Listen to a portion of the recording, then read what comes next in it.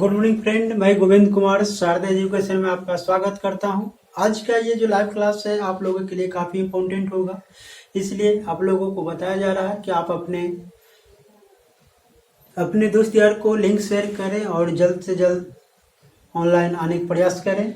अभी आपके पास 2 minute time है, आप सही तरीके से जुड़ जाएं और जुड़ने के बाद हम आज आप लोगों के बीच बहुत ही इम्पोर्टेंट क्लास चलाने जा रहे हैं जो आपको परीक्षा के लिए काफ़ी उपयोगी होता है। अर्थात आप कह सकते हैं कि गवर्नर जनरल वाइसराय, जब तक इसकी पूर्णतः जानकारी आपको नहीं होती है आप आधुनिक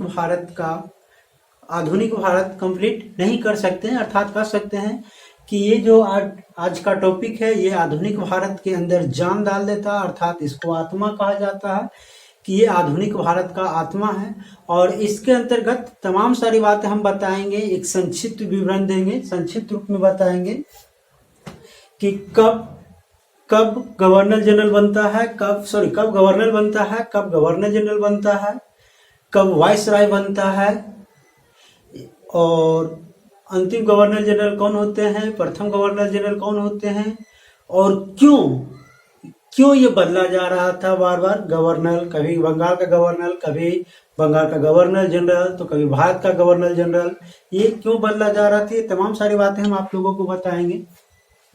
तो इसलिए हम देख पा रहे हैं कि लगभग बहुत सारे स्टूडेंट जुड़ गए हैं, इसलिए सब बारी बारी से अपना लाइक देते हुए एक एक अंगूठा भेजें और सही तरीके से मेरे साथ जुड़े।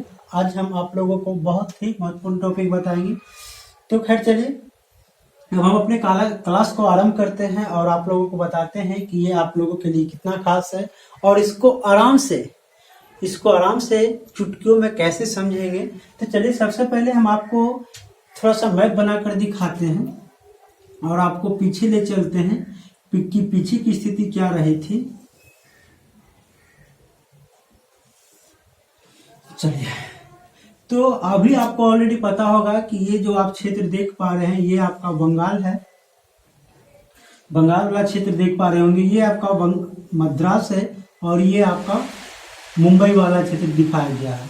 तो सबसे पहले हम आपको ये बताएं कि ये जो गवर्नर जनरल वाइसराय जो आ रहे हैं ये अलग अलग नियमों के अनुसार ये बदलते जा रहे हैं। अर्थात आप कह सकते हैं कि उसको जिस प्रकार की जरूरत पड़ता था वैसे अपने लिए नियम लाता था और अपने अधिकारी का पोस्ट में बदलाव होता था।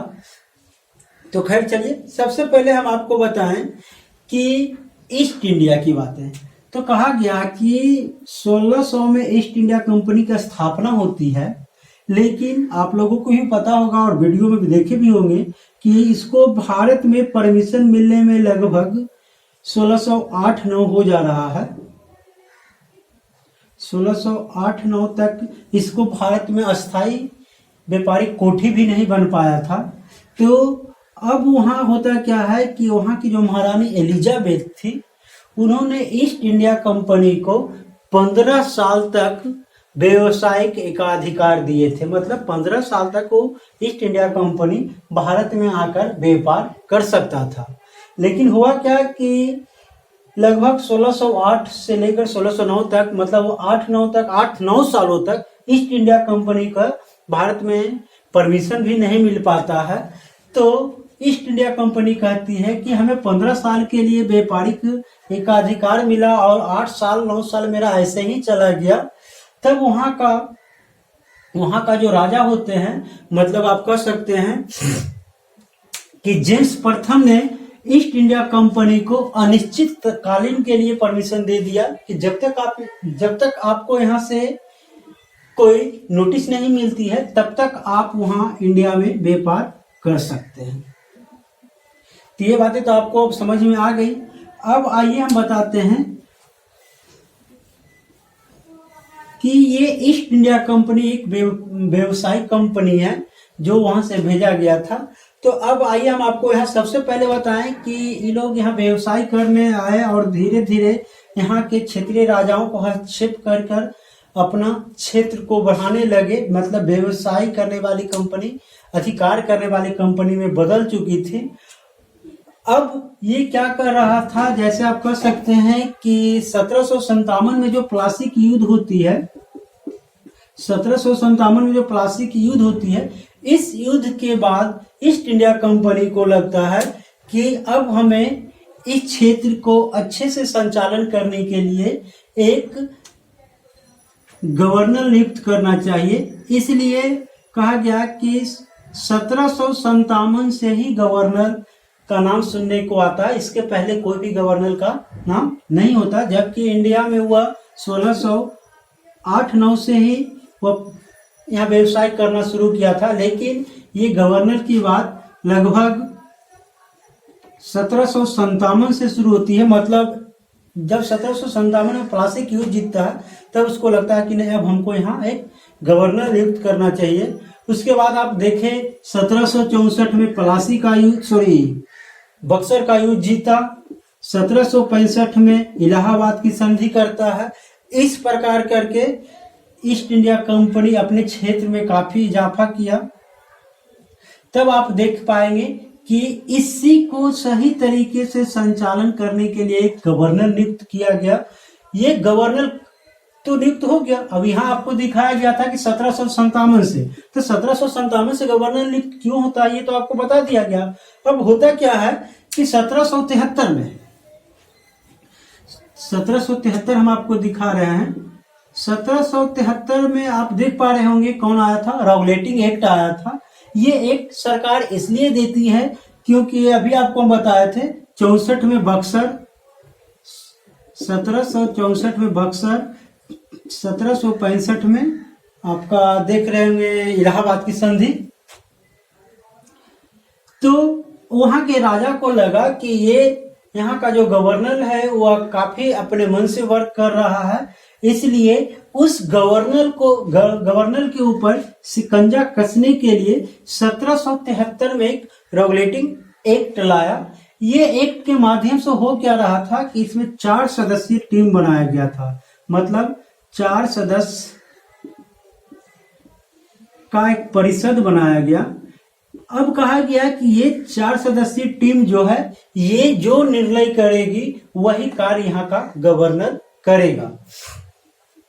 चलिए, तो वही आपको दिखाया गया था कि 1773 का जो रेगुलेटिंग एक्ट है, उस एक्ट में 4 सदस्यीय टीम का गठन किया जाता है। अब यहाँ का गवर्नर जो है, ये 4 सदस्यीय टीम के दिशा निर्देशा अनुसार चलेगा। क्योंकि इसमें 4 लोग थे। अब होता क्या था, कभी कभी ऐसा भी होता था कि ये 4 सदस्य में 2 इधर और 2 इधर हो जा रहे थे, मतलब डाइव हो जा रहा था। जब डाइव की स्थिति में यहाँ के गवर्नर को अपना निर्णायक मत देने का अधिकार होता था। अगर ये 3 और 1 हो रहते थे, मतलब 3 लोग एक तरफ और 1 लोग एक तरफ, तो वैसी स्थिति में गवर्नर को कुछ भी नहीं करना, जो तीनों कर रहा चुपचाप कीजिए। अगर ये चारों एक तरफ है तो गवर्नर कुछ भी नहीं कर सकता है। ये चारों जो भी आदेश दिए उस आदेश को पालन कीजिए। मतलब आप कह सकते हैं कि यहाँ का जो गवर्नर का रिमोट कंट्रोल अब ये 4 सदस्यीय टीम के पास था। अब ये 4 सदस्यीय टीम को लग रहा था कि यहाँ का सुपर बॉस तो हम ही है। अब होता क्या है कि ये 4 सदस्यीय टीम यहाँ के गवर्नर को के ऊपर वह शिकंजा कसना चाहते हैं। लेकिन ये लोग गवर्नर कहते हैं कि ऐसा कहाँ लिखा हुआ है, रेगुलेटिंग एक्ट में ऐसा कहाँ लिखा हुआ है कि मद्रास का गवर्नर और मुंबई का गवर्नर ये 4 सदस्यीय टीम के निर्देशानुसार चलेगा। नहीं लिखा हुआ, नहीं मानेंगे। मतलब यहाँ काफी कंफ्यूज हो रहा था। तो ये लोग यहाँ का बात मानने को तैयार नहीं था। लेकिन होता क्या है कि कुछ दिन बीतने के बाद लगभग 1784 में एक नया नियम आता है जिसको पिट्स इंडिया एक्ट कहा जाता है। अब ये जो सस्पेक्ट वाली बातें था कि ये इसके अंतर्गत रहेगा, ये इसके अंतर्गत रहेगा, नहीं रहेगा, ये तमाम सारी बातें इस एक्ट में क्लियर कर दिया गया। इसको क्या कहा गया? Pitt's India act. इस एक्ट में एकदम क्लियर कर दिया गया कि मद्रास का गवर्नर, मुंबई का गवर्नर जो होंगे वह बंगाल के गवर्नर के अधीन होंगे। अब यहाँ का भी ये दोनों गवर्नर भी यहाँ के गवर्नर के अधीन चलेंगे। और इस गवर्नर को कंट्रोल करने के लिए 4 सदस्यीय टीम को हटाकर BOC बनाया। मतलब क्या कहेंगे? Board of control. अब हुआ क्या कि यहाँ का जो गवर्नर था, इसके अधीन में मद्रास आ गया, मुंबई आ गया, इसलिए इस गवर्नर का नाम बदलकर गवर्नर जनरल कर दिया गया। गवर्नर जनरल कर दिया जाता है।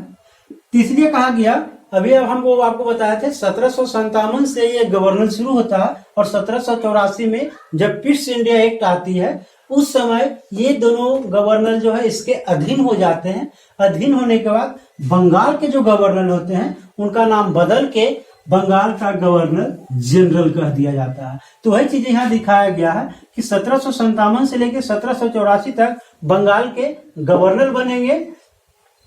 उस समय सबसे प्रथम गवर्नर कौन होते हैं, तो लॉर्ड क्लाइव, और अंतिम गवर्नर वॉरेन हेस्टिंग्स। अब यही ये आपका 1785 तक रहते हैं। तो 1784 में ही यहाँ आपका ईस्ट इंडिया एक्ट आ चुका है। अब उसी एक्ट में वॉरेन हेस्टिंग्स को गवर्नर से गवर्नर जनरल बना दिया जाता है। मतलब इसको इस तरह समझिए कि ये जो इस प्रकार ऐसे रहेंगे, जो अंतिम वो पहला, फिर जो अंतिम सो जो यहां अंतिम बनेंगे सो या फिर पहला बनेंगे।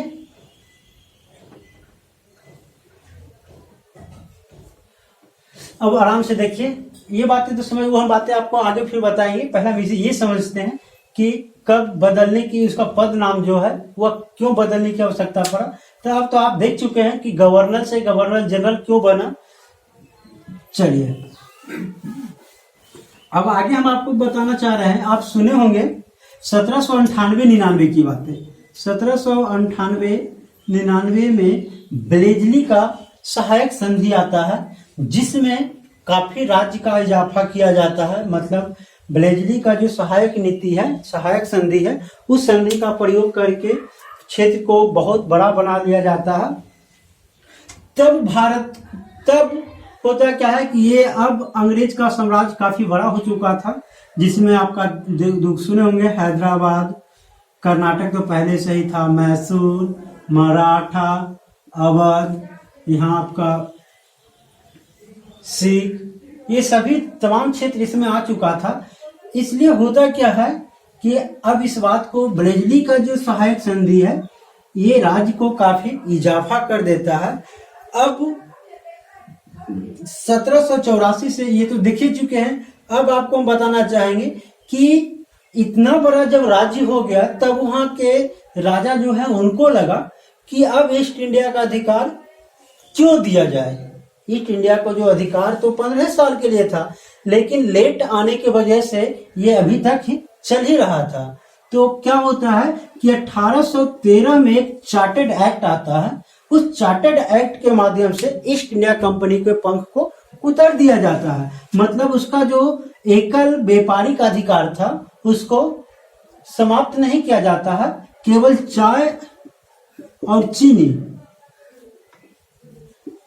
चाय और चीनी छोड़कर बाकी सभी एकल व्यापारिक अधिकार ईस्ट इंडिया कंपनी से छीन लिया जाता है। अब ईस्ट इंडिया कंपनी केवल इंडिया में चाय और चीनी ही बेच सकता है, इसी पर केवल इसका अधिकार कर रह गया।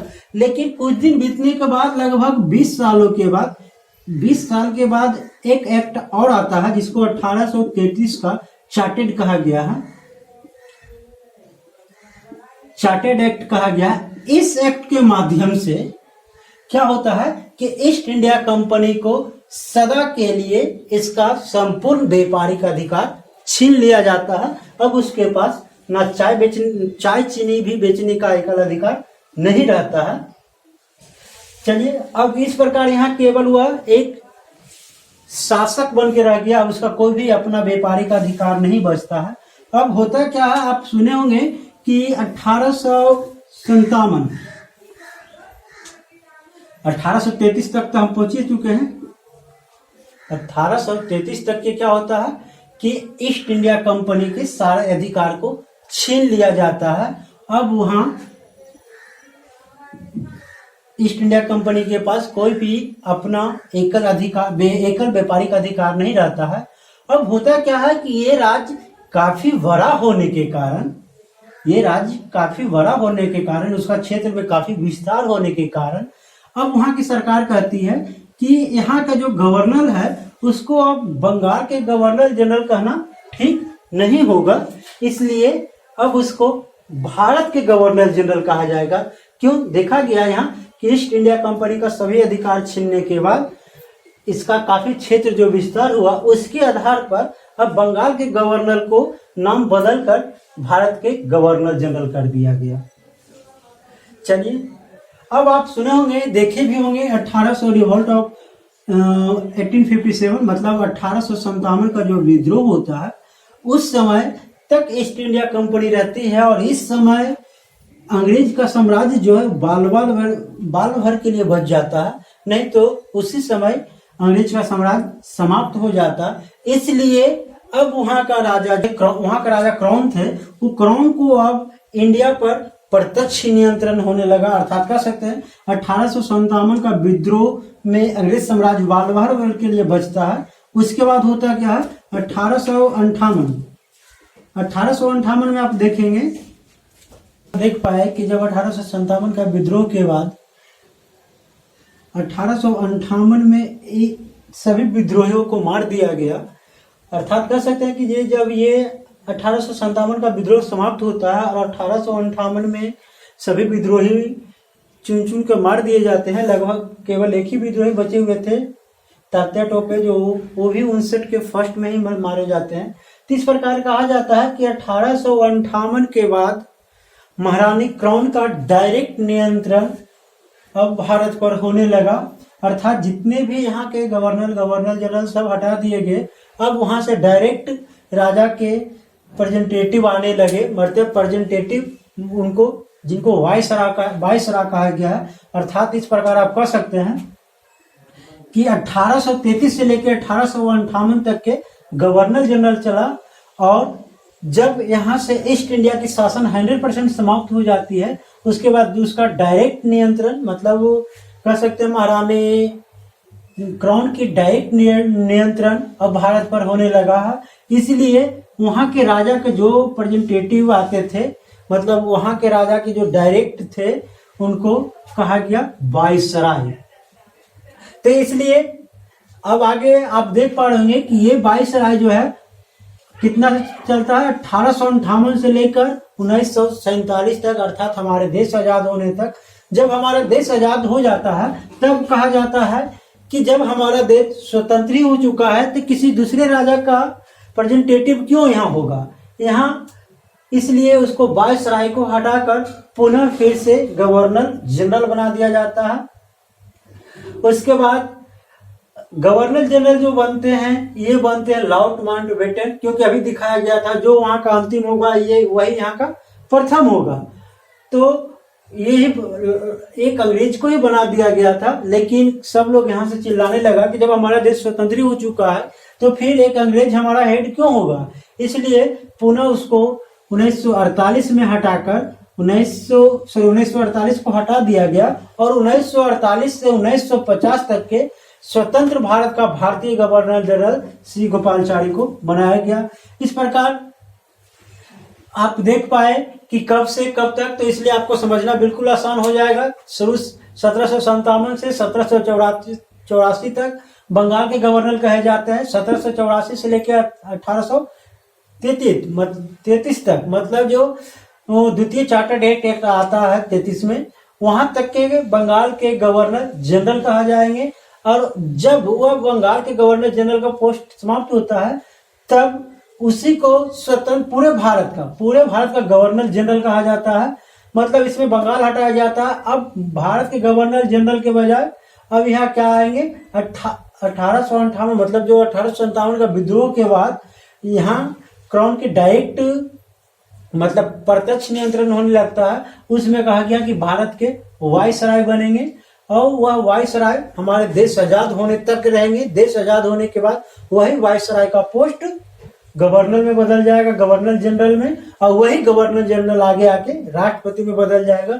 इस प्रकार आप देख रहे होंगे कि भारत के प्रथम गवर्नर जनरल लॉर्ड क्लाइव थे और अंतिम गवर्नर जनरल वॉरेन हेस्टिंग्स थे। अब यही अंतिम गवर्नर जनरल बंगाल के प्रथम गवर्नर जनरल बनेंगे। ये जो यहाँ गवर्नर बताया गया है बंगाल का, यही अब बंगाल का प्रथम गवर्नर जनरल बनेंगे। उसी प्रकार बताया गया कि लॉर्ड विलियम बेटिक जो है ये बंगाल के अंतिम गवर्नर जनरल थे और उन्हीं को वही अंतिम गवर्नर जनरल अब भारत के प्रथम गवर्नर जनरल बन जाते हैं। इस प्रकार बहुत सारे गवर्नर जनरल आते हैं भारत के।